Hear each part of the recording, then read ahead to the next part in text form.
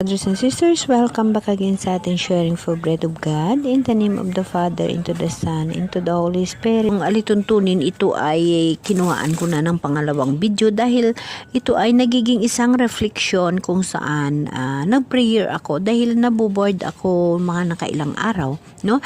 Na nag-focus ako sa mga sanlibutan ng mga trabaho. So, nawala ako sa aking habit na ito, yung paggawa ng mga video na kinakausap ko si Jesus sa Bible, no?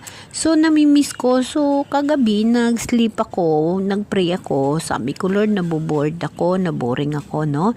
Magbasa muna ako ng Bible. Sabi ko, bigyan mo ako ng message para na magkaroon ako ng inspiration na naman bago ako matulog. So, pag-open ko sa Bible, ito ho ang aking nabuksan. By the way, brothers and sisters, kung kayo ay naboboring sa buhay o nalulungkot or anuman ang mga alalahanin niyo sa buhay, ganito ang gagawin ninyo pag mayroon kayong Bible, no? Ipikitain niyo mga mata, kausapin niyo si Lord, nabigyan kayo ng message. And then, i-open mo yung Bible habang nakapikit ang mata mo nga nananalangin ka sa gusto mo. Diyan sa Bible, sa pag-open mo, ibibigyan ka ng Panginoon ng mensahe. Yan yung nagiging kaugalian ko simula noon nang ako ay nanumbalik sa mahal na Diyos ng buong buhay ko. So, brothers and sisters, ang Bible isa ho sa makatulong sa atin dahil diyan natin makakausap si Jesus, ano? So, babasahin natin ang verse 31 ng chapter Jeremiah 31, ano? Sinasabi pa ni Yahweh, ito siya ay vision ni what we call this, vision ni Jeremiah o sinabi ni Yahweh kay Jeremiah nung panahon pa ito ng mga ninuno natin, ano? So, ito ho, sinasabi pa ni Yahweh, darating ang panahon na gagawa ako ng bagong pakikipagtipan sa Israel at sa Juda. So, brothers and sisters, dapat natin alalahanin na yung pakikipagtipan, ang pakikipagsundo ng mahal na Diyos sa unang panahon at sa ngayong panahon ay iba, no? Iniba ng mahal na Diyos yung kanyang mga role nung panahon at ngayong panahon, ano? So, basahin natin. Ito'y di gaya ng tipang ginawa ko sa kanilang mga ninuno nang ilabas ko sila sa Ehipto. Pagamat sumira sila sa kasunduan namin, nagtiyaga ako sa kanila. No, napakagaling ng ating mahal na Diyos. Talagang pinagtiyagaan ng mahal na Diyos yung mga ginagawa natin ng mga pagkakamali, ano? Na kahit na nagsira tayo ng kasunduan, ang mahal na Diyos, si Jesus Christ ay talagang napakagaling, no? Nag-antay, nagtiyaga sa atin. So, dito sa verse 33, ganito ang gagawin kong tipan sa Israel. Mga kapatid, lagi natin tatandaan na ang Israel ay nahahambing sa katauhan ng mahal na Diyos. Tayo yung mga katauhan, no? Itatanim ko sa kanilang kalooban ang aking kautusan. Isusulat ko sa kanilang mga puso. Yes, mga kapatid. Dapat natin alalahanin na ngayong katipan ng mahal na Diyos, ang puso natin ay ginamit dahil nakasaad na ang Diyos ay makikita sa puso at ang Diyos ay tumitingin sa puso, ano? Bawat isa sa atin, ang Holy Spirit ng mahal na Diyos ay inilagay sa puso ng bawat isa sa atin, no? Ako'y magiging kanilang Diyos at sila ang magiging bayan ko. Hindi na nila kailangang turuan ang isa't isa upang makilala si Yahweh. Lahat sila, dakilat hamak, ay makakilala sa akin sapagkat patatawarin ko sila sa kanilang maling gawain at hindi ko na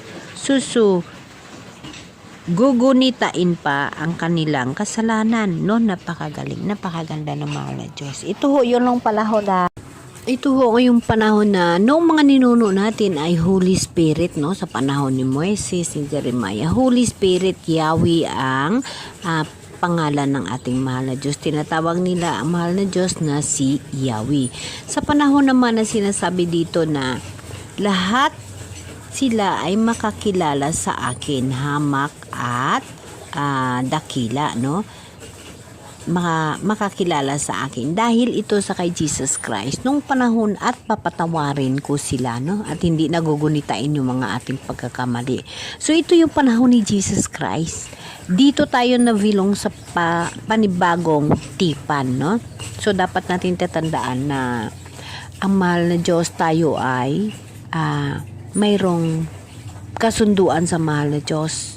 Napamatay si Jesus Christ sa cross upang tayo ay patawarin ng ating mga kasalanan at hindi tinitingnan ng mahal na Diyos ang mga kasalanan ng bawat tao. Yun ho yung bagong kasunduan o pakikipagtipan ng ating mahal na Diyos.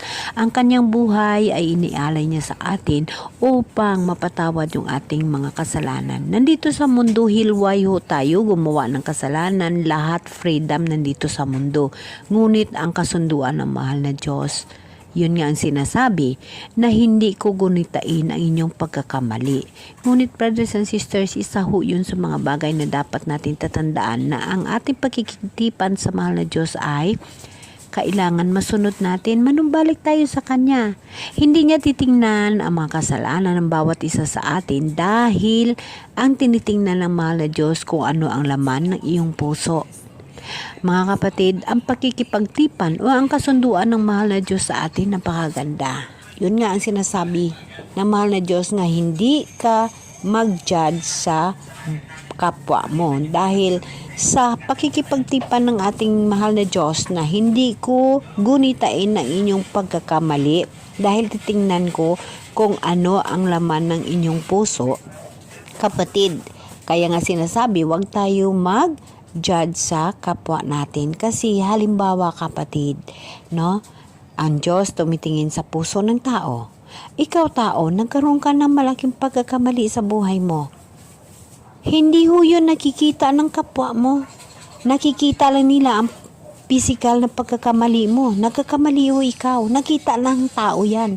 Maraming tao sa mundong ito na mag-judge agad sa tao na nakikita nilang nagkakamali. Ngunit hindi nila nakikita ang puso nito kung anong rason kung bakit siya ay nagkakamali. Kaya Diyos lamang ang nakakita at ang dapat natin gagawin, huwag kang mag-judge sa kapwa mo. Dahil isa yan katinatawag na pag mag-judge ka sa kapwa mo, hindi mo nakikita ang laman ng kanyang puso. Kung gumawa man siya ng kasalanan ngayong araw at humingi siya ng tawad kagabi, bakit? Nakikita mo ba ang kanyang puso kung paano siya humingi ng tawad sa mahal na Diyos? Kaya nga sinabi ng Diyos, huwag kang mag-judge sa kapwa mo, no? At ang Diyos tumitingin sa puso. Inuulit ko, kung gumawa ka man ng kasalanan ngayon at humingi ka ng tawad at nagsincere kang humingi ng tawad sa mahal na Diyos lamang nakakaalam at ikaw. Hindi ho ang mga tao na nasa paligid mo, hindi ho ang mga tao sa mundong ibabaw. No?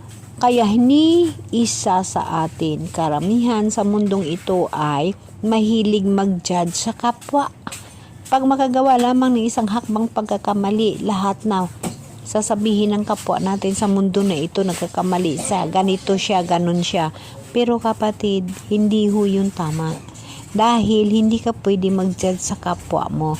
Dahil hindi mo alam at hindi mo nakikita ang laman ng kanyang puso. Laging tatandaan na ang Diyos na sa puso ng bawat isa sa atin. No? Ang kasunduan na ibinigay ng mahal na Diyos, ang bagong kasunduan na Kanya ang ginawa, yun ang dapat natin sundin. Amen? Amen.